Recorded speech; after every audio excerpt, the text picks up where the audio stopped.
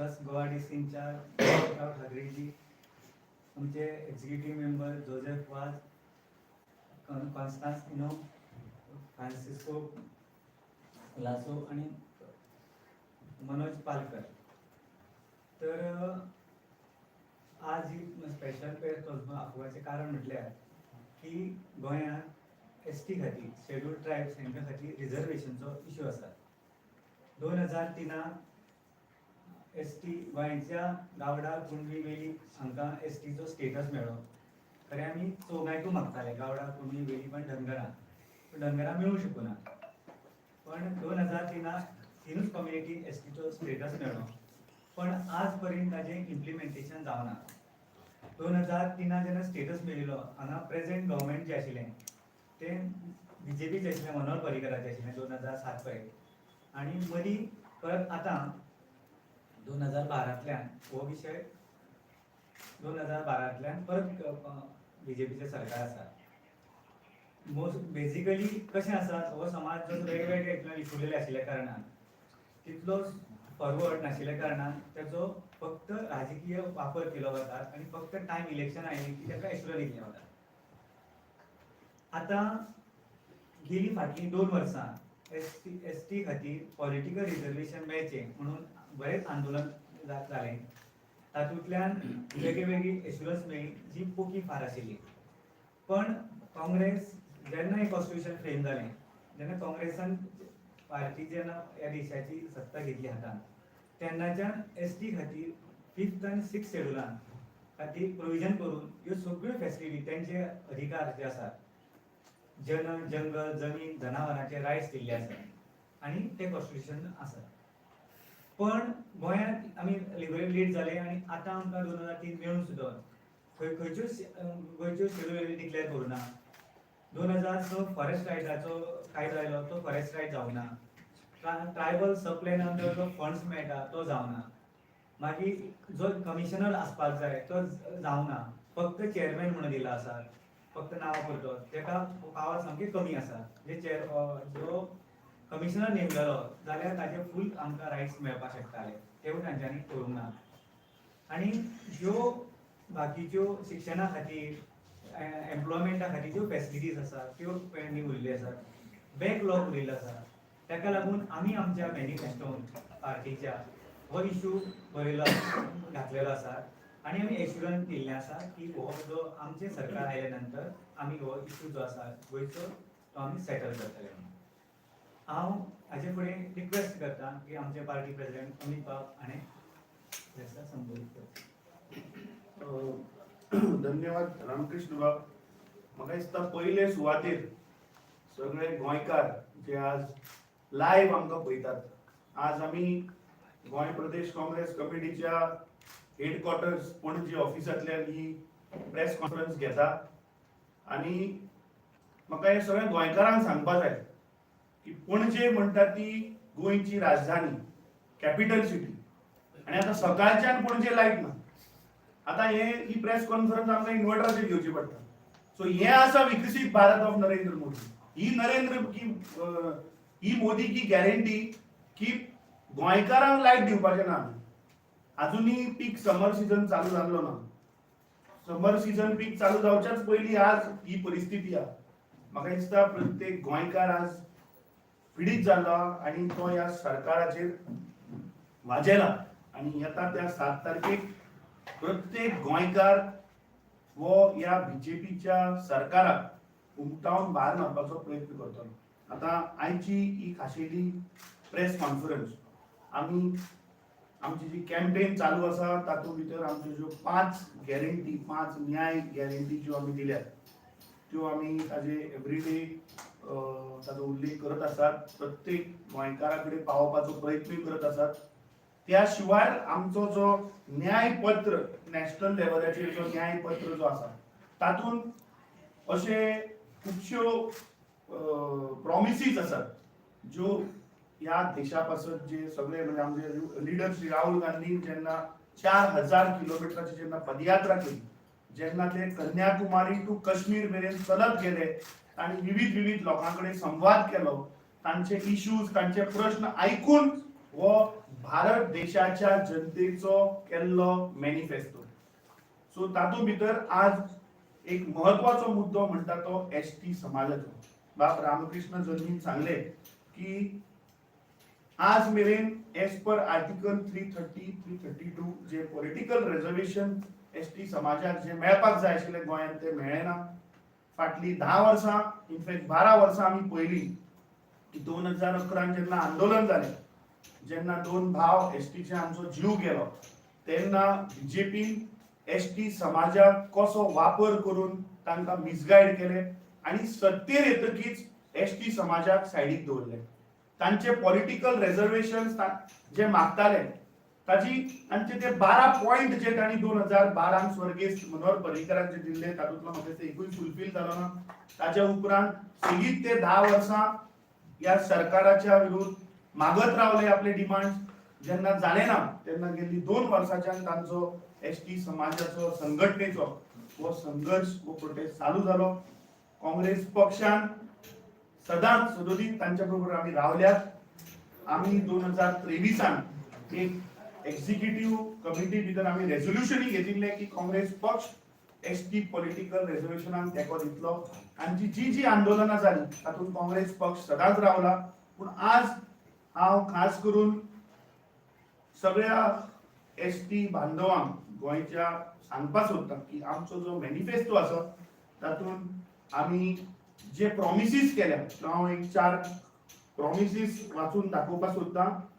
आनी अत्यंत इम्पॉर्टंट गोष्ट म्हटल्यार जे एज पर आर्टिकल 330 आर्टिकल 332 जे तांकां रायट्स मेळपाक जाय, पॉलिटिकल रायट्स, दॅट आमचो सरकार आयलो की आमचे दोनूय खासदार जेन्ना निवडून येतले ते तांच्या संघटने बरोबर बातचीत करून तांचे जे पॉइंट्स आसात that we will in with the help of our general secretary incharge Manikrao Thakreji आणि विथ द सेंट्रल गव्हर्नमेंट जी लॉ मिनिस्ट्री जातली, जे कितें योग्य पद्दतीन जे करपाक जाय for the ST political reservation हाचो पुराय आमी एफर्ट घेतले आणि विदिन गव्हर्नमेंट फॉर्म जातकीर within a period of 1 year we will do this.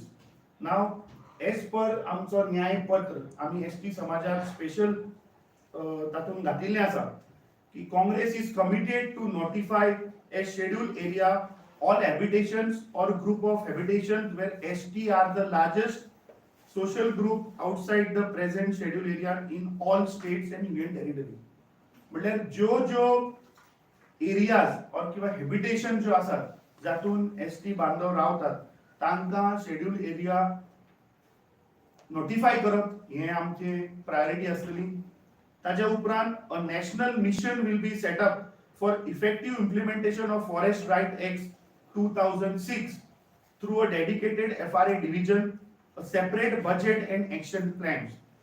Tisro, the Congress will ensure settlement of all pending FRA claims within 1 year and establish a process for review of all reject claims within 6 months.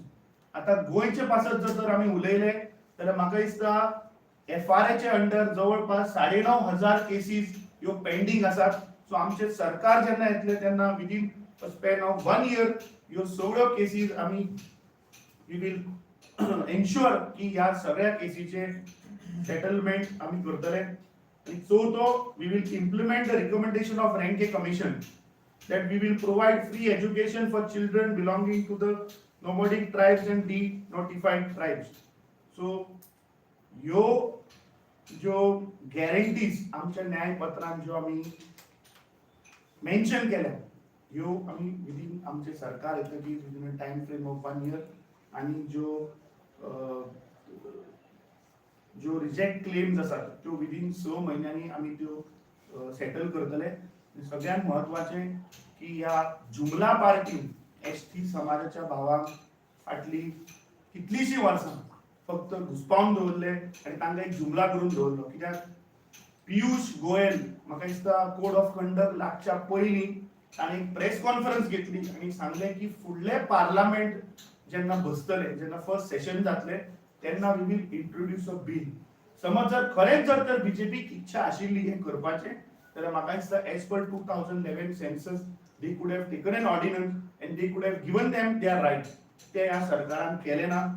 आज मेरेन म्हाका दिसता आमी तांची मागणी आशिल्ली आमच्या हावसान सुद्धा आमी प्रायव्हेट मेंबर रेझोल्युशन आमच्या विरोधी पक्ष फुडाऱ्यान प्रायव्हेट मेंबर रेझोल्युशन सुद्धा घातिल्लें. थंय मुख्यमंत्र्यान कितें आश्वासन दिल्लें की तें आमी करता बिफोर कोर्ट जातलें. पूण जेन्ना पियुष गोयलान जेन्ना प्रेस कॉन्फरन्स घेतली ताज्या वयल्यान सिद्ध जालें की हांकां ते तांकां रेझोल्युशन दिवपाचें ना. कित्याक गोंय सरकारा कडल्यान जे सेंट्रल गव्हर्मेंटाक जे पत्र गेल्लें तातूंत they were not mentioning about the political reservation, but they said that readjustment of the seats.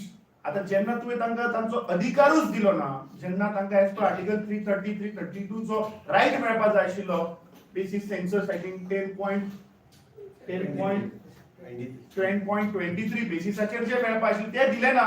But you are talking about readjustment आणि रिएडजस्टमेंट जर तर जालें जाल्यार तो सेन्सस 27 जातलो ताच्या बेसिसार जातले. So it will never happen before 32. So this is a जुमला पार्टी जे सगळे लोकांक म्हणजे जुमला सांगून फुटोवपाचो जो प्रयत्न करता. आमचे सरकार येतकीच we will resolve this issue.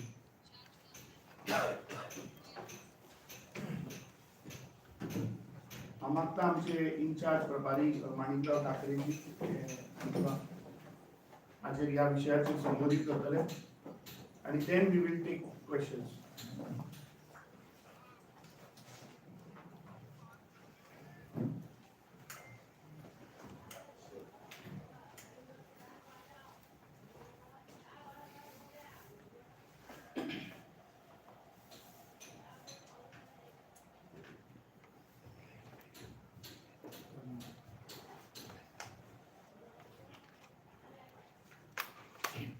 PCC president Amit Patkar ji, हमारे आदिवासी के नेता अध्यक्ष रामकृष्ण जी और सभी उनके साथ आए हुए सभी आदिवासी नेता, मैं सबसे पहले आप सभी आए हुए मीडिया के सभी भाइयों का मैं आज के प्रेस कॉन्फ्रेंस में स्वागत करना चाहता हूँ. आपको धन्यवाद देता हूँ कि आप यहाँ पर थोड़ी वक्त में आपको रिक्वेस्ट करने के बाद सभी यहाँ पर आए हुए. आज ज्या कारणाकरता प्रेस कॉन्फरन्स प्रदेश काँग्रेस कमिटी आम्ही या ठिकाणी बोलावली त्या पाठीमागचं कारण स्पष्ट आहे की बीजेपी गव्हर्नमेंटने कधीही आदिवासींना न्याय देण्याचा कधीही प्रयत्न केला नाही. त्यांनी सुरुवातीपासूनच आपली भूमिका आदिवासी विरोधी अशा प्रकारची भूमिका संपूर्ण देशामध्ये आपण सर्व स्तरावर पाहतोय. कारण आदिवासी हा पहिला नागरिक या देशामधला जो हक्क असलेला जो नागरिक आहे तो आदिवासी आहे. परंतु त्यांना आदिवासी म्हणण्याच्या ऐवजी वनवासी हा शब्द त्यांनी सुरुवातीपासून वापरलेला आहे. आणि RSS ने सुद्धा सातत्याने जे सेल त्यांचं आहे RSS त्यामध्ये सुद्धा वनवासी विभाग असाच त्यांनी काढलेला आहे. याचा अर्थ की जे हक्क आहेत आदिवासींचे ते नाकारण्याचा प्रथमपासूनच बीजेपीने प्रयत्न केलेला आहे. आणि त्याच्यामध्ये गोव्यासारख्या ठिकाणी आदिवासींची सारखी मागणी असताना की आदिवासींना राजकीय आरक्षण मिळायला पाहिजे त्याकरता त्यांनी आदिवासींचा उपयोग करून घेतला. आदिवासींनी जी शहादत त्यांनी आंदोलन केलं त्यामध्ये झाली. परंतु 10 वर्षांमध्ये कधीही आदिवासींची रिझर्वेशनची राजकीय रिझर्वेशन त्यांना आठवण सुद्धा झाली नाही. आणि त्यावेळेला सत्ता मात्र आदिवासींकडनं त्यांच्याकडे मिळाली आणि सत्तेचा वापर आपल्या पक्षाकरता त्यांनी केला, आपल्या लोकांकरता केला, परंतु आदिवासींकरता त्यांनी केलेला नाही. आणि हे मुख्य मागणी आहे, त्याची जाणीव आम्हा सर्वांना आहे की आदिवासींना गोव्यामध्ये राजकीय आरक्षण मिळालं पाहिजे. ज्यावेळेला पहिल्यांदा उपोषणाला आदिवासींचे नेते बसले त्यावेळेला मी प्रदेश अध्यक्ष आम्ही सर्वजण त्या ठिकाणी गेलो आणि त्यांना त्याच वेळा आम्ही सांगितलं की काँग्रेस गव्हर्नमेंट त्या ठिकाणी सेंट्रलमध्ये आल्यानंतर आदिवासींना राजकीय आरक्षण दिल्या जाईल आणि त्याच मताशी आज सुद्धा आम्ही सर्व सहमत आहोत की आदिवासींना राजकीय आरक्षण मिळायला पाहिजे आणि काँग्रेस पक्षाची आदिवासींच्या संदर्भामधली भूमिका SC असो ST असो OBC असो या संदर्भामधली राहुलजी गांधी यांची भूमिका आपल्या सर्वांना माहिती आहे की आदिवासींना न्याय मिळाला पाहिजे, मागासवर्गीयांना OBCंना न्याय मिळाला पाहिजे, अशा प्रकारची काँग्रेसची आणि राहुल गांधींची भूमिका आहे. त्यामुळे आम्ही काल जी बैठक झाली, आदिवासी नेत्यांसोबत बैठक झाली आणि त्यामध्ये ही गोष्ट स्पष्ट झाली की आम्ही काँग्रेस पक्ष केंद्रामध्ये सत्तेवर आल्यानंतर त्या ठिकाणी आदिवासींचं रिझर्वेशन सगळ्यात पहिले प्राधान्याने गोव्यामध्ये दिल्या जाईल अशा प्रकारे स्पष्टपणे भूमिका आम्ही त्या ठिकाणी घेतली आहे. इतकंच नाही तर राहुलजी सातत्याने सांगतायत की आदिवासी SC असेल OBC असेल राज्यकर्ते झाले पाहिजे अशा प्रकारची भूमिका राहुलजींनी काँग्रेस पक्षाने वारंवार देशापुढे मांडलेली आहे. आणि गोव्यामध्ये आपल्यालाही माहित आहे, मला नाही माहित, परंतु आदिवासींचा कधी मुख्यमंत्री झालाय का गोव्यामध्ये? मला नाही वाटत की आदिवासींचा मुख्यमंत्री गोव्यामध्ये झाला असेल.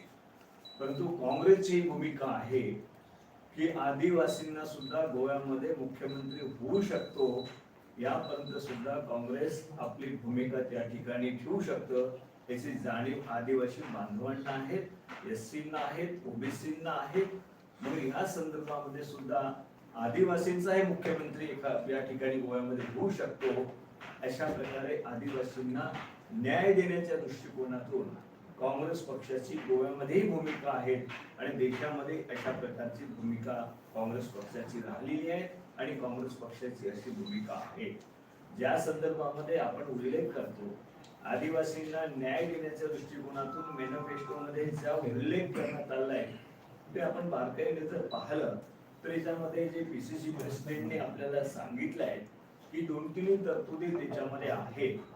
ज्या जमिनी जंगलामधल्या जमिनी आदिवासींच्या नावानी करण्याचा जो विषय होता, ज्या सोनियाजी गांधींनी या देशामध्ये ऍक्ट आणण्याचा आणि आदिवासींच्या जमिनी जंगलामध्ये आहेत ते त्यांना मिळायला पाहिजे अशा प्रकारची जी भूमिका घेतली त्यामधली सुद्धा बरीचशी प्रकरणं ही पेंडिंग आहेत. ते सुद्धा आम्ही तशा प्रकारचे निकालामध्ये निश्चितपणे काढणार आहोत. आणि त्याचबरोबर इतर ज्या गोष्टी आहेत जसं आदिवासींचे जे बजेट असतं दरवर्षीला आपल्या राज्यामध्ये SC ST याचं वेगवेगळं बजेट आहे. कारण सेंट्रल गव्हर्नमेंटनी ज्यावेळेला आमचं संविधान आहे संविधानाच्या माध्यमातून जो रिझर्वेशन संपूर्ण SC STंना दिलेलं आहे त्यामध्ये हे रिझर्वेशन जे आर्थिक आहे त्याच्यामधली तरतूद प्रत्येक राज्यांना करावी लागते. परंतु काँग्रेस गव्हर्नमेंट या ठिकाणी आल्यानंतर जी काही तरतूद होईल ही पुढच्या वर्षीसाठी सुद्धा लॅप्स होणार नाही, तर तीच तरतूद आम्ही पुढच्या वर्षीसाठी सुद्धा तेवढी राहिलेली तरतूद परत घेऊन आदिवासींनाच त्या पैशाचा लाभ मिळाला पाहिजे, त्या रकमेचा लाभ मिळाला पाहिजे अशा प्रकारची सुद्धा भूमिका काँग्रेस पक्षाच्या गव्हर्नमेंटमध्ये या ठिकाणी उभ्या करता त्या ठिकाणच्या शासनाच्या वतीनं आम्ही ठेवू. ही सुद्धा शाश्वती मी आमच्या सर्व आदिवासी बांधवांना देतो. कारण आदिवासी असेल SC असेल OBC असेल या संदर्भामधली भूमिका काँग्रेस पक्ष अत्यंत स्पष्ट आहे. त्यामुळे या ठिकाणी आदिवासींना न्याय मिळाला पाहिजे ही भूमिका काँग्रेस पक्षाची आहे आणि मजबूतपणे काँग्रेस या ठिकाणी गोव्यामध्ये सरकार स्थापन या ठिकाणी झाल्यावर पूर्णपणे आदिवासींना न्याय देईल आणि सेंट्रल मध्ये सुद्धा गव्हर्नमेंट स्थापन झाल्यावर जे आदिवासींचं रिझर्वेशन आहे ते पहिला प्रथम त्या ठिकाणी घेतलं जाईल. त्याकरता आम्ही गोव्याच्या सर्व पदाधिकारी सगळेच जण त्या ठिकाणी ही भूमिका सातत्यानं मांडून ती आम्ही करून घेऊ अशा प्रकारची शाश्वती आम्ही या ठिकाणी आदिवासी बांधवांना देऊ इच्छितो.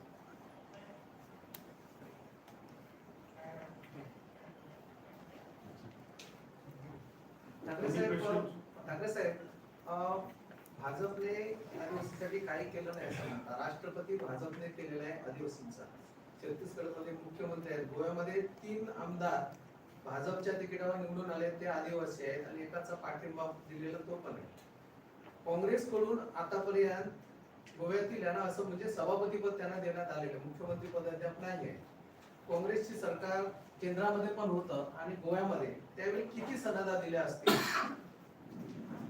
आदिवासींना याच्यामध्ये एक गोष्ट आहे की आपण त्या ठिकाणी पॉलिटिकल उपयोग घेण्यासाठी म्हणून जेवढा गरज असेल तेवढंच फक्त बीजेपी करतात. त्यांना त्यांच्या पक्षाकरता उपयोग मिळाला पाहिजे, पण आदिवासींना काही द्यायचं म्हटलं तर ते हात आखून घेतात. आदिवासींचा उल्लेख ते वनवासी म्हणून करतात. इथूनच त्याची भूमिका स्पष्ट होते. आणि ज्यावेळेला राष्ट्रपतींच्या संदर्भामध्ये आपल्या सर्वांना माहिती आहे की राष्ट्रपतींना त्या ठिकाणी प्रेसिडेंट आहेत देशाच्या, सगळे मांडतायत, परंतु त्याचा सन्मान ठेवण्याचं काम सुद्धा बीजेपीनं केलेलं आहे. ज्या वेळेला या ठिकाणी लोकसभेचं उद्घाटन होतं त्यावेळेला पार्लमेंटच्या उद्घाटनाला सुद्धा आदिवासी जे आमचे प्रेसिडेंट आहेत, जे दोन्ही सभागृहाला सगळ्यात पहिले प्रथम संबोधित करण्याचा अधिकार ज्या राष्ट्रपतींचा आहे, त्यांना सुद्धा कधी त्या ठिकाणी योग दिले नाही. हे आता आपल्या सर्वांसमोर उघड आहे. काल परवाला ज्या वेळेला भारतरत्न म्हणून त्या ठिकाणी लालकृष्ण अडवाणींना देण्याकरता घरामध्ये गेले, त्यावेळेला भारतरत्न देत असताना सुद्धा राष्ट्रपती उभे आहेत आणि प्राईम मिनिस्टर बसलेले आहेत. कुठला सन्मान करतायत ते? मनातून त्यांच्या कुठेही सन्मान आदिवासींच्या संदर्भामधला नाही आहे. फक्त पॉलिटिकली ते कशा पद्धतीने हे करायचं, त्या ठिकाणी शिक्षित करणं आदिवासींना, त्यांच्या हक्काचं त्यांना न्याय देणं, त्या ठिकाणी आर्थिक त्यांना मजबूत करणं, ह्या तुम्ही पाहिलं तर कुठल्याही स्कीम हे बीजेपीने घेतलेले नाही आहे. फक्त त्यांना राजकीय कसा उपयोग करायचा तेवढ्या पुरतं मर्यादित आहेत. आपल्या समोर उदाहरण आहे की 10 वर्ष केंद्रामध्ये राज्यामध्ये त्यांचं सरकार असताना जे विधिमंडळानं या ठिकाणी ठराव केल्यानंतर सुद्धा की आदिवासींना राजकीय आरक्षण द्यावं, तरी पण 10 वर्षामध्ये केंद्रामध्ये सरकार आणि इतर सरकार असताना केलं नाही. आज सुद्धा स्पष्टपणे ते बोलायला तयार नाहीत. ते एकच सांगतात की नाही, आम्ही डिलिमिटेशन ज्या वेळेला होईल त्यावेळेला आम्ही काय याच्यामध्ये ऍडजस्ट करू. म्हणजे आज त्यांच्या हातामध्ये ही गोष्ट आहे रिझर्वेशन देण्याची, पॉलिटिकल रिझर्वेशन देण्याची, पण 10 वर्षात केलं नाही. कोण विश्वास ठेवणार आहे त्यांच्यावर? आणि आम्ही स्पष्टपणे सांगतो की काँग्रेस गव्हर्नमेंट आल्यानंतर आदिवासींचं राजकीय आम्ही त्या ठिकाणी रिझर्वेशन देऊ आणि या गोव्याला मुख्यमंत्री म्हणून त्या ठिकाणी करण्याची आहे, तर ते सुद्धा संधी आदिवासींना मिळू शकतो. म्हणजे आपण 2 पावलं पुढे जाऊन आपण आदिवासींना काय देऊ शकतो. आणि बजेटमध्ये आपण तुम्ही पाहिलं असेल की आपण मॅनिफेस्टोमध्ये काँग्रेसच्या वाचन केल्यानंतर आपल्या लक्षात येईल अत्यंत चांगल्या पद्धतीने ज्या तरतुदी करण्याची गरज आहे. जे काय आदिवासी क्षेत्राच्या बाहेरचे आदिवासी आहेत त्यांना सुद्धा समान न्याय मिळाला पाहिजे म्हणून मॅनिफेस्टोमध्ये आहे. बरेच वर्षेपर्यंत ज्या क्षेत्रामध्ये आदिवासी जास्त असेल तिथे आपण सवलती देऊ, पण ज्या ठिकाणी विखुरलेले आदिवासी आहेत त्यांना आर्थिकदृष्ट्या मजबूत नाही, पण त्यांना सुद्धा त्याच पद्धतीने न्याय देण्याच्या संदर्भामध्ये सुद्धा मॅनिफेस्टोमध्ये उल्लेख आहे. म्हणजे एक नाही अनेक तरतुदी मॅनिफेस्टोमध्ये केलेल्या आहेत. त्या विषयावर तो मॅनिफेस्टो वाचल्यानंतर आपल्या सगळ्यांच्या लक्षात येईल.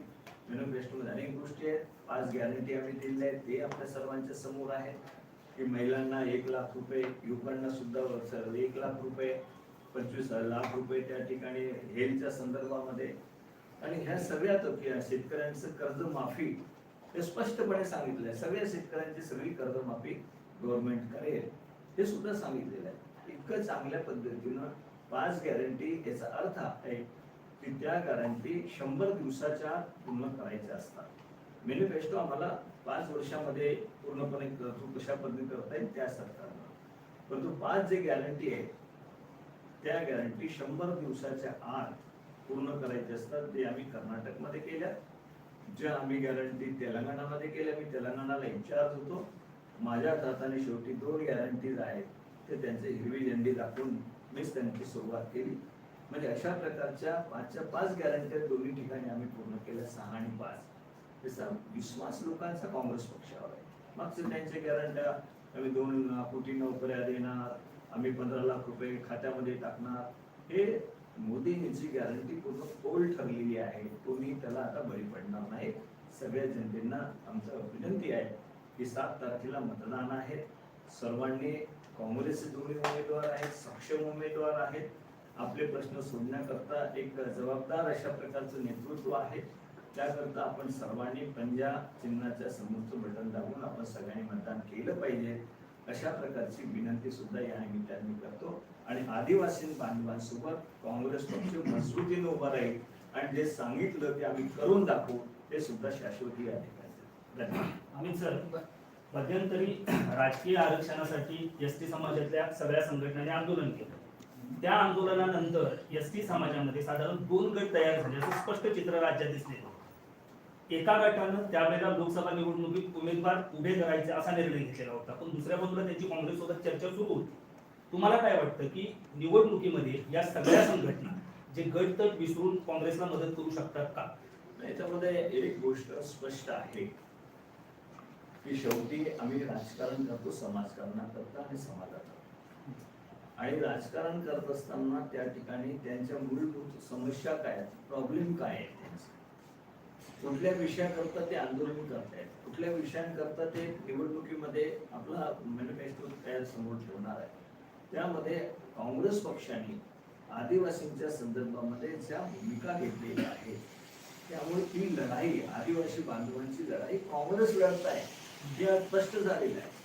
त्यामुळं वेगळ्या प्रकारे त्या ठिकाणी कोणी उभं करावं त्यांचं, कारण शेवटी देशामध्ये राज्य येणं, त्या ठिकाणी केंद्रामध्ये राज्य येणं आणि त्यांची भूमिका काय आहे, ते जर भूमिका आपल्याला मदत करणारी असेल, आदिवासींना मदत करणारी असेल, एसटीना ओबीसीना मदत करणारी असेल, इतर समाजाला मदत करणारी असेल, तर त्या दृष्टिकोनातून कोणीही त्या ठिकाणी त्या आधारावर आपलं मत त्या ठिकाणी देऊ शकतो. आणि आम्हाला असं वाटतं की आम्ही आदिवासींना न्याय देण्याची पूर्णपणे भूमिका राहुलजी गांधींची आहे, काँग्रेस पक्षाची आहे. त्यामुळे आदिवासी बांधव देशामध्ये जरी आज आपण पाहिलं तर पूर्णपणे काँग्रेसकडे जिंकल्याचं चित्र आपल्याला दिसत आहे, कारण त्याची भूमिका काँग्रेस पक्षाची आहे. आदिवासींचीच लढाई आम्ही लढतोय. त्यामुळे त्यांनी उभं राहावं, त्यांच्या समस्या त्यांनी सोडवाव्या असं त्यांनी मांडलं पाहिजे. परंतु काँग्रेस पक्ष म्हणून जे स्तरावर आहे ते सोडण्याकरता तत्पर आहे, आपल्या पाठीमागे. दुसरा एक प्रश्न सर, काल तुझं स्पेसिफिक क्वेश्चन असेल स्पेसिफिक आन्सर देतो. ज्यांना आंदोलन झाले त्यांना काँग्रेस पक्ष व डे वनाच्या एसटी समाजाबरोबर असं. आता तो एक 52 प्रश्न गेलो की ना बीजेपीचे 4 आमदार असा, तातून एक मंत्री हा, एक सभापती हा. सो म्हाका आज बीजेपी को प्रश्न विचारपाचा आहे की तुम्ही 2011 लोकांना आश्वासन दिले, म्हणून स्वर्गीय मनोहर पर्रीकरान 2000 आश्वासन दिले 2011 की आमचे सरकार येतकीच आम्ही तुमचे प्रश्न सोडयतले, पॉलिटिकल रेझोल्युशन दितले. ताच्या उपरांत आज 14 वर्सां झाली बीजेपीचे राज्य सरकार जे असते आज राज्यान आसा. 12 वर्सां झाली. 10 वर्सां झाली डबल इंजिन सरकार हा मरे, वयर मोदी हा आणि सकयल हांगा बीजेपी हा. सो जर तर तुमकां खरेंच जर तांचो प्रश्न सोडोवपा जर जाय आशिल्लो जाल्यार ह्या 10 वर्सांत कित्याक जालें ना? जर तर तुमच्याकडे 4 आमदार जर तर एसटी समाजाचे आसा, दॅट मीन्स ते 4 आमदार फेल झाल्या, सभापती फेल झाला आणि ते मंत्री फेल झाल्या. बिकॉज ते जर तर आपलो समाजाचो रायट जर तर प्रोटेक्ट करपाक शकना जाल्यार तांकां थंय रिप्रेझेंट करपाक कसलोच अधिकार ना. दुसरे तुजो जो स्पेसिफिक प्रश्न विचारलो की फाटल्या दिसांनी जेन्ना आमची तिकीट लेट जाल्ली तेन्ना खुबशे संघटना, मे बी सिव्हिल सोसायटी आसतली, एनजीओज आसतले, एक्टिविस्ट आसतले, एसटी कम्युनिटीचे लोक ज्यांचे आंदोलन चलताले, ते असे विविध लोक, कित्याक आज प्रत्येक संघटना ही बीजेपीच्या अगेन्स्ट आसा. तेन्ना तांणी एक स्टेटमेंट केल्लो की जर तर काँग्रेस पक्ष जर कॅन्डिडेट लेट दिना जाल्यार आमी आमचो उमेदवार उबे करता म्हणून सांगिल्लें. पूण जेन्ना आमचे कॅन्डिडेट डिक्लेअर जाले दोनूय उत्तर गोंयचे आनी दक्षिण गोंयचे, त्या दिसा पासून ह्यो सगळ्यो संघटना आज इंडिया आघाडी काँग्रेस पक्षाच्या उमेदवारा फाटल्यान आसात. आज मिडियाच्या माध्यमांतल्यान हांव जे एसटी बांधव जे तुवें म्हटलें 2 गट जाले म्हणून, म्हाका तरी खबर ना कितले 2 गट आहा काय 1 गट आहा कितले आहा, पूण आज मिडियाच्या माध्यमांतल्यान आमी आज सगळ्यांक अपील करता आणि आज आमी आमच्या मॅनिफेस्टोंतल्यान जे पॉयंट आसा तेही जाहीर केल्या. आणि म्हाका खात्री आसा कित्याक काल आमचे इन्चार्ज, आमचे नॅशनल चेअरमॅन सुद्धा आमी खुबशे लोकांक मिळून आमी काल एक बाचाबाच केली आणि तांचे एक सजेशन आशिल्लें की जर तर तुम्ही हे प्रश्न जर तर मॅनिफेस्टोन घातल्या जाल्यार ते मिडियाच्या माध्यमांतल्यान सगळ्या गोंयकारां मेरेन पावूं. उत्तर गोंयचे एसटी बांधव तशेंच दक्षिण गोंयचे एसटी बांधवां मेरेन प्रत्येक घरा मेरेन हो मुद्दो पावचो. ताका लागून आज ही प्रेस कॉन्फरन्स आमी घेतल्या. तुमच्या मिडियाच्या माध्यमांतल्यान जी संघटना आसा जी आंदोलन करताली तांकां आमी अपील करता, कित्याक फाटल्या दिसांनी तांणी सांगिल्लें की आमचो वी आर अगेन्स्ट बीजेपी. तांणी इतलें सुद्दां सांगिल्लें की जर तर आमचें जायना जाल्यार आमी इलेक्शन बॉयकॉट करतले. आज हे इलेक्शन कॅप्टन विर्याटो फर्नांडिसाचें ना किंवा हे इलेक्शन आमचो रमाकांत खलपाचें ना. हे इलेक्शन आज प्रत्येक गोंयकाराचें आसा. गोंयचें अस्तित्व सांबाळटलो, आमच्या देशाचो संविधान जर सांबाळटलो जाल्यार सगळ्यो फोर्सीस एक जाल्ले आसा. तुमच्या माध्यमांतल्यान हांव सगळ्यांक अपील करता की तांणी आपलो तेंको आमकां काँग्रेस पक्षाक दिवचो. ठाकरे सर, काल अमित शहानी म्हापशाच्या सभेत बोलताना एक टीका केली. ते म्हटले की 4 जून नंतर म्हणजे निकाल लागल्याच्या नंतर काँग्रेसला देशात काँग्रेस ढूंढू अशी यात्रा सुरू करावी लागेल. तुम्हाला काय वाटतं त्या संदर्भात? ते काँग्रेसमध्ये कुणीच राहणार नाही निकालानंतर असं म्हणतात. अमित शहाजीचे हे अशा प्रकारचे शब्द वापरणं याचाच अर्थ की देशामध्ये त्यांना काँग्रेस भावी पडत आहे आणि काँग्रेस पक्ष ज्या पद्धतीनं वाटचाल करतायत. आता लांब आपण गोव्याच्या जवळच असलेलं महाराष्ट्राचं जरी उदाहरण आपण घेतलं तर मी खात्रीने सांगतो तर मी नंतर विधानसभेपर्यंत मीच आहे इजाज गोव्याचा. तुम्ही नंतर आपल्या प्रेसमध्ये सुद्धा मी तुम्हाला कळेल तुम्हाला की ज्या ठिकाणी महाराष्ट्रामध्ये 48 जागा आहेत. 48 पैकी महाविकास आघाडी जी आमची आहे त्यामध्ये उद्धव ठाकरेंचा गट आहे, शरद पवारांचा आहे आणि काँग्रेस पक्ष आहे. आम्ही किमान 36 ते 37 जागा आम्ही जिंकून 10 जागेपेक्षा त्यांच्या बीजेपीच्या आणि त्यांच्या पूर्ण एकच्या जागा राहणार नाही. ही विश्वासाने मी सांगतो. मला सांगण्याची गरज नाही महाराष्ट्रात, कारण नंतर सुद्धा मला तुमची उत्तर द्यावं लागणार आहे. तुम्ही तर म्हटलं होतं असं. मी तुम्हाला स्पष्ट सांगतो की त्यांच्या पायाखालची वाळू सरकायला लागलेली आहे. बीजेपी घाबरलेली आहे. घाबरलेल्या अवस्थेमध्ये सगळी स्टेटमेंट त्यांची जातीय स्तरावरची स्टेटमेंट आहे. विभाजन करणारे, देशाला विभाजन करणारी आहे. त्यांची सगळी भाषणे या 4-6 दिवसामध्ये अलीकडची जर आपण ऐकली, सगळ्या चॅनलच्या माध्यमातून आपल्याला दिसत आहे हिंदू मुस्लिम किंवा अशा प्रकारचे मस्जिद मंदिर अशा प्रकारचीच भाषा आज ते करायला लागली आहे. दोघी निर्माण करण्याचा देशामध्ये आणि त्याच्यातून सत्ता मिळवण्याचा म्हणजे खऱ्या अर्थानं फार मोठं क्रिमिनल अशा प्रकारचं ऑफेन्स त्याच्यावर आपण करायला पाहिजे. अशा प्रकारचे स्टेटमेंट त्यांचे पंतप्रधान मोदींपासून अमित शहापासून सगळे त्यांचे राजकीय नेते एकच फक्त प्रचार करायचे. त्यांनी 10 वर्षात काय केलं हे आदिवासींकरता काय केलं नाही सांगितलं.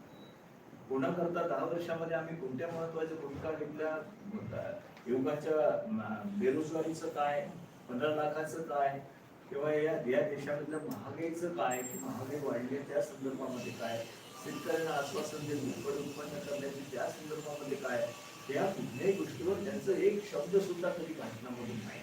फक्त एकच वाही करतायत हिंदू मुस्लिम. आधी बंगालमध्ये गेल्यावर त्याने ममता दीदी कसे हिंदूंना अन्याय करतात. कुठलाही उदाहरण काही इतिहास आहे का?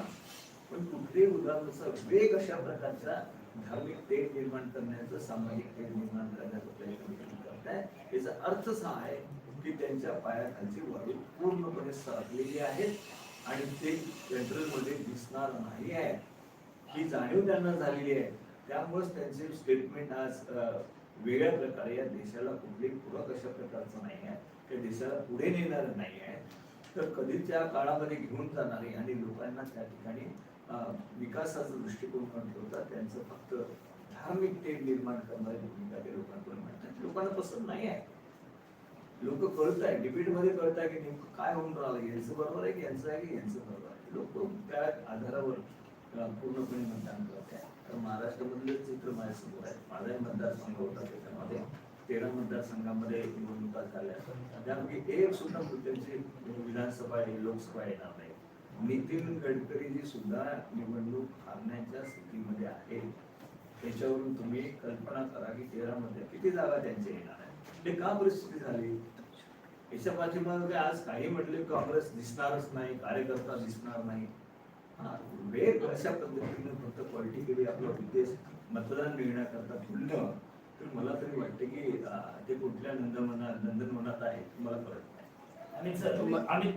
अमित शहानी परत काल एक हमी दिली की मुख्यमंत्र्यांच्या प्रयत्नामुळे 8 खाणब्लॉक सुरू झाले आणि 2 वर्षात राज्याच्या सगळ्या खाणी पूर्णपणे सुरू करू अशी हमी त्यांनी दिली. मी आता तुम्ही अमित शहा जो प्रश्न जो विचारलो काल म्हाका दिसता सगळी गोंयची जनता ही मोठ्या उत्साहान काल राविली की अमित शहा जे बेळगांवां जे ताणे असेंब्ली इलेक्शनाक पळय भाशण केल्लें ते तो थंय रिपीट करता काय म्हणून ताणें कितें सांगिल्लें बेळगांवां की काँग्रेस पक्षाची लीडर श्रीमती सोनिया गांधी गोंयांत येवन सांगिल्लें की म्हादय डायव्हर्जन आपूण जावपाक दिवची ना ही ताची उतरां आशिल्ली आनी ताणें बेळगांवां सांगिल्लें की आमी आतां आमचें सरकार येतकीर उदक जें आसा तें सगळें कर्नाटकाक व्हरता म्हणजे आमी स्पश्ट काल ताका प्रश्न विचारिल्लो ताचेर ताणें उत्तर दिल्लें. दुसरें आमी ताका विचारिल्लें जे मिस्टिरियस डेथ ऑफ सिद्धी नाईक तो आज देशाचो गृहमंत्री मरे सो आमची गोंयची भयण जिचे मिस्टिरियस डेथ जाले ताचेर तो कित्याक उलयना. तिसरें सगळ्यांत म्हत्वाचें काल ताच्या मांचेचेर हे 8 जे घातकी लोक आसा जांणी कॉन्स्टिट्यूशनाचो मर्डर करून जे गेल्यात ते थंय आशिल्ले त्या माचयेचेर ताचेर ताणें कित्याक उल्लेख करूं ना. अमित शहान काल कित्याक सांगू ना की समज चुकून सुद्धा जर तांचे जर सरकार आयलें और तांच्या मॅनिफेस्टोन ताणें कित्याक सांगू ना की 10th शेड्यूल आमी अमेंड करतले आनी एंटी डिफेक्शन लॉ जो आसा जे डिफेक्शनां जाता ह्या देशांत ती आमी बंद करतले म्हणून ताचेर काय उल्लेख ना. आतां तुवें सांगून तुका दाखयता जे आमचे न्यायपत्र जे आसा जे आमी गॅरंटीज दिल्या फॉर द कॉन्स्टिट्यूशन तातूंत पॉइंट नंबर 13 वाचता we have given an assurance to the people of this country that Congress party India आघाडीचे जेन्ना सरकार येतले तेन्ना Congress party will we promise to amend the 10th schedule of the constitution and make defection bracketing leaving the original party on which the MLA or the MP was elected an automatic disqualification of the membership in the assembly or the parliament. This is clear cut we have written in our manifesto that we are going to amend the 10th schedule and we are going to get this की जो मनीस फाल्या under 10th schedule कॉन्स्टिट्यूशनाचो जो पक्ष सोडटलो ताचे automatic डिस्क्वॉलिफिकेशन जातले. हाचेर अमित शहान काल सांगपा आशिल्लें मरे गोंयचे जनतेक. तुवें जो स्पेसिफिक प्रश्न विचारलो रिगार्डिंग मायनिंग आतां म्हाका एक सांग 2012तल्यान बीजेपी गोंयकारांक फटयत आसा. 2014 पयलीं नरेंद्र मोदीन येवन ढोल वाजयलो होती मेरशे की आपूण निवडून येतकीच 3 महिने आज तू व्हिडिओ हाडून हाडून तू तो व्हिडिओ दाखयता आशिल्लो नरेंद्र मोदी 2014 ची उतरां ताणें सांगिल्लें की आपूण 3 महिन्यांनी चालू करता. आतां 10 वर्सां जालीं ह्या 10 वर्सां भितर म्हाका दिसता 6 काय 7 इलेक्शनां जालीं. झेडपी इलेक्शनां जालीं, 2 असेंब्ली इलेक्शनां जालीं, 2 लोकसभेची इलेक्शनां जालीं. एव्हरी इलेक्शनाक ते सांगता की आमी आमचे सरकार आयले की आमी 3 महिन्यांनी चालू करता, 6 महिन्यांनी चालू करता. आता कालचो अमित शहाचो स्टेटमेंट इज व्हेरी फनी. अरे मुख्यमंत्री एका सायडीन सांगता की आम्ही मायनिंग चालू केले, अमित शहा सांगता आम्ही 2 वर्सांनी चालू करता. अरे खंयचे खरे बाबा. गोंयच्या जनतेन मुख्यमंत्र्याचेर विश्वास दवरप काय गृहमंत्र्याचेर दवरप. कॉन्ट्राडिक्टरी मरे स्टेटमेंट दोनूय. मुख्यमंत्री सांगता फाटल्यान सांगतालो मायनिंग चालू केलें सांगू ना तुम्ही मारला भरती न्यूज. अमित शहा सांगता 2 वर्सांनी चालू जातले म्हणून. पण तुम्ही लोकांक गृहीत धरू नाका. ह्यो जुमला जो आसा सरकाराचो रिगार्डिंग मायनिंग हे तांचे इंटेंशन कितें आशिल्लें की ह्यो मायनिंग काडून क्रोनी कॅपिटलिस्ट दिवप जे तांचे मित्र आसात जांणी ह्या राज्यांतले इलिगल मायनिंगाचे ड्यूज फारीक करूं ना, जांणी ग्रीन सेस भरूं ना, जांणी रुरल डेव्हलपमेंट सेस भरूं ना and all this is running in thousands of crores. So जे हे डिफॉल्टर आसा ह्या नरेंद्र मोदीचे क्रोनी मित्र तांच्या गळ्यान काढून घालपाक जाय. काल अमित शहान थंय एक स्टेटमेंट केलो. ताणें लोकांक पोलरायज करपाचो प्रयत्न केलो थंय काल आनी हांव हे condemn that statement of Amit Shah.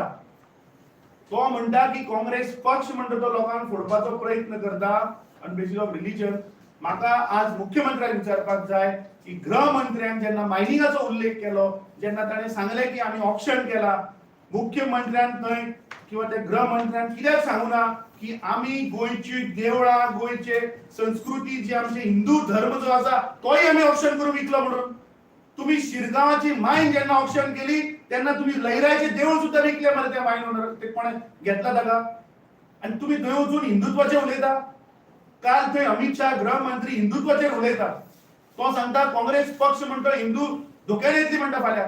अरे तुम्ही आमचे देवाक विकले.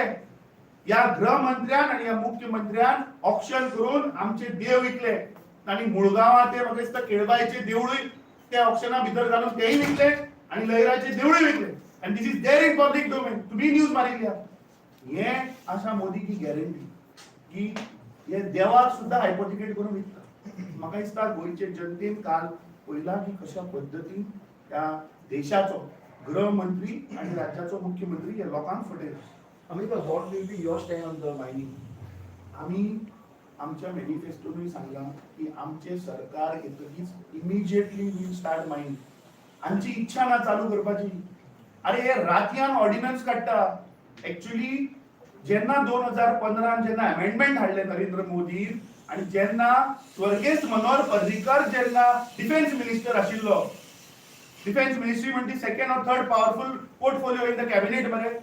कित्याक तुम्ही तो अमेंड केलो ना? जेन्ना तुम्ही अमेंडमेंट हाडले तेन्ना गोंयचो तुम्ही थंय उल्लेख कित्याक केलो ना किंवा गोंयचो थंय प्रश्न मांडून ते तुम्ही कित्याक केले ना? 2015 ते 2024 आज 9 वर्सां जाली. या बीजेपी इच्छा ना मायनिंग चालू करपाची. काँग्रेस पक्ष सत्तेर येतकीच immediately will start mining. Manikraoji ODP हायकोर्टातून निकाल आला तातूंत अशें मेन्शन केला कांय ठरावीक नेते ठरावीक आमदार म्हणून तांचो फायदो जाता. त्या निकाला विशीं तुमचें कितें मत आसा? ओडीपी काल काल तो हायकोर्टाचो जजमेंट आयला. तो जजमेंट वाचला. तातूंत घातकी पातकी खूब जाणांची नांवां आसा. सो आमचो मिडिया चेअरमॅन सुनील खवटकर हांव asked him to do a thorough study on that and he will answer on that. I mean, we had a discussion because it's an high court order which we have to study. I don't want to make any comments without going through it. I have asked him to do the study. He will reply on that. माणिकरावजी तुम्ही बोललात की कर्नाटकाबद्दल तुम्ही बोललात की 100 दिवसांनी तुम्ही guarantee पूर्ण केली आहे कर्नाटकाबद्दल. कर्नाटक आणि गोव्याला बघितलं तर म्हादय प्रश्न आहे गोव्याचा. त्याच्यावरती तुमचा स्टँड काय असणार आणि निवडून आल्यानंतर म्हादयचा प्रश्न कसा सोडवणार? विषय मी समजावून घेईन आणि नंतर मला स्टँड स्पष्टपणे सांगेन. गोव्याचं हित आहे ते मी करण्यात मी प्रभारी गोव्याचा आहे. त्यामुळे जे गोव्याच्या हितामध्ये असेल तेच माझी भूमिका आहे. ठाकरे साहेब, बीजेपी हिंदू मुस्लिम जातीवाद करते असं म्हणतंय, पण काँग्रेस पण तोच किस्सा का पुरवते? कारण काय राहुल गांधी म्हणतात हिंदुत्ववादों को भगाना है, तुमचे एक अध्यक्ष म्हणतात सनातन को खत्म करना है. याचा परिणाम हा जातीवादी नाही का? असं राहुल गांधींच्या तोंडी काही वाक्य घालण्यामध्ये अर्थ नाहीये. आपल्याला पूर्ण इतिहास काँग्रेस पक्षाचं माहित आहे.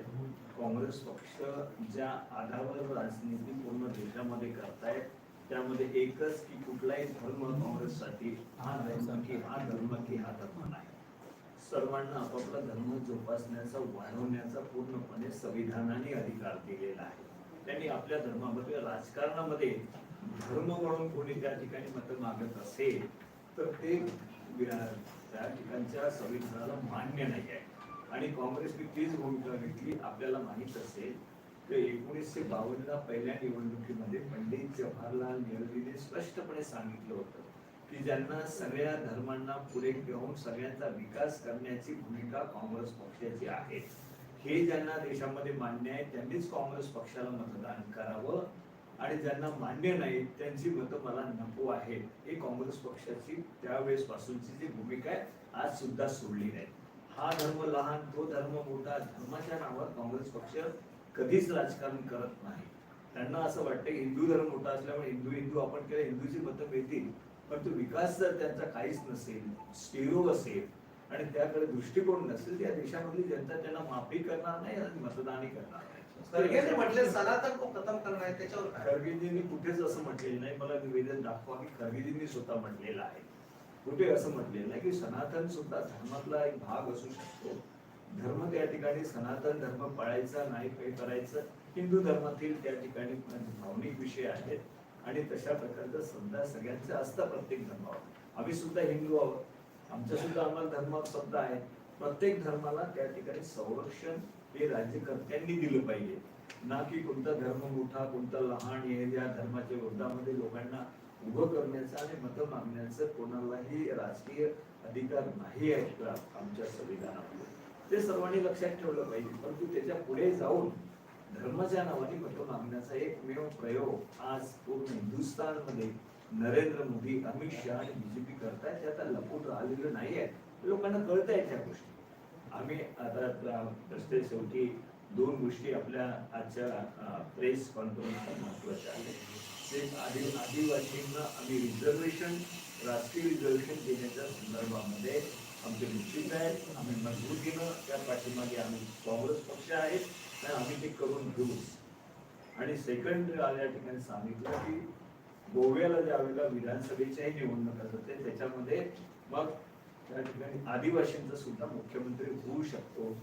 त्याबद्दल राहुलजींची जी भूमिका देशाच्या संदर्भामध्ये भूमिका आहे, त्यामुळे आदिवासी बांधवांना कुठे कमी देखून आपल्याला होणार नाही. ते आदिवासी मजबूतीनं आपल्याला दिशा दाखवावी लागेल की आदिवासींना आम्ही न्याय देतो.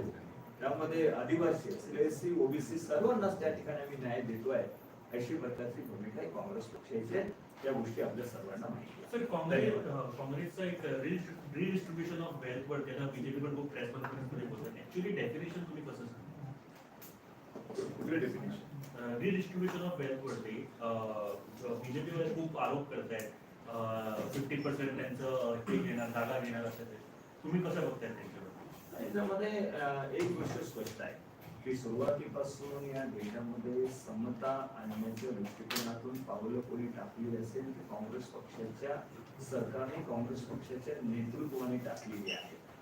जे आदिवासींना ज्यांच्याकडे जमिनी नाही त्यांना जमिनी देण्याचं वाटप करण्याचं काम काँग्रेस पक्षाने केलं. त्याकरता संविधान काँग्रेस पक्षाने बनवलं होतं समता आणण्याच्या दृष्टिकोनातून. आणि त्यानंतर आपण पाहिलं की या देशामध्ये बँकेचं राष्ट्रीयकरण केलं. याकरता राष्ट्रीयकरण केलं की संपूर्ण देशामधल्या गरीब जनतेला न्याय मिळाला पाहिजे, सगळ्या समाजातील जनतेला न्याय मिळाला पाहिजे. हे सुद्धा गरिबांना पुढे घेऊन जाण्याचा दृष्टिकोन काँग्रेस पक्षाचा आहे. आणि नवीन ज्यावेळेला इम्प्लिमेंटेशन या संदर्भामधून जो भाग पुढे येईल त्यावेळेला सुद्धा आम्हाला कसं न्याय देता येईल आणि गोव्यामध्ये कशा पद्धतीने निर्णय घेता येईल.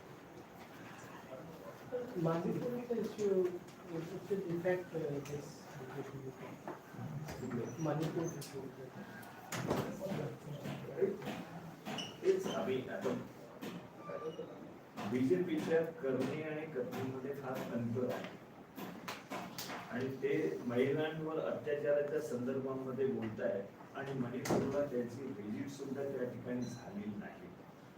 महिलांबद्दल स्पष्टपणे त्यांची भूमिका मांडण्याचं वेगळं आणि प्रत्यक्षपणे त्याबद्दलची कृती वेगळी आहे.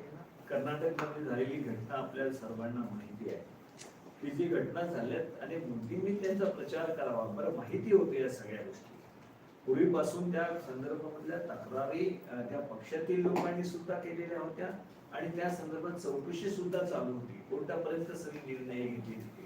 तरी पण बीजेपीच्या प्रमुखांनी, नेतृत्वाने स्टेजवर येऊन त्यांना मतदान करा हा किती चांगला आहे हे लोकांना त्या ठिकाणी अशा प्रकारचं सांगणं, हे महिलांवर अत्याचार करणं, मणिपूरची घटना असेल, कर्नाटकची असेल किंवा अनेक घटना आपण पाहिल्या असेल, गुजरातमध्ये घडलेल्या घटना असेल, त्या सगळ्या घटना आपण पाहिल्या असेल तर महिलांवर अत्याचार करण्याचीच त्यांच्या पक्षाच्या लोकांची भूमिका राहिली आहे. किंवा महिलांना कमजोर समजण्याची, त्यांना दुर्लक्षित करण्याची हीच भूमिका बीजेपीची राहिली. ते वेगळे सांगण्याची गरज आहे असं मला वाटतं.